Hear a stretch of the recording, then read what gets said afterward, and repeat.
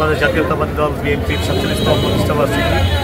এই লক্ষ্যে আমরা দিনাজপুর জেলা ছাত্রদল ইনশাল্লাহ বাংলাদেশের যে কোনো দুর্যোগ সময়, যে কোনো বিপদের সময়, যখনই দেশ কোনো বিপদের সম্মুখীন হয়, তখনই দেখেছেন বাংলাদেশ জাতীয়তাবাদী ছাত্রদল সর্বপ্রথম রাজপথে নিজের রক্ত দিয়ে ইনশাল্লাহ দেশের পাশে থাকে, দেশের মানুষের পাশে থাকে।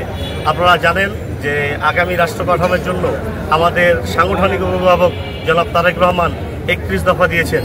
সেই 31 দফাকে লক্ষ্য রেখে আপনারা দেখবেন আগামীর বাংলাদেশ ইনশাল্লাহ ভালোভাবে চলবে এবং বাংলাদেশ জাতীয়তাবাদী ছাত্রদল সর্বাত্মক ভূমিকা রাখবে। যে কোনো আন্দোলন সংগ্রামে সর্বপ্রথম বাংলাদেশ জাতীয়তাবাদী ছাত্রদল ঝাঁপিয়ে পড়বে এবং দিনাজপুর ছাত্রদল সকল ইউনিট একসঙ্গে ঝাঁপিয়ে পড়বে, একত্রতা ঘোষণা করবে।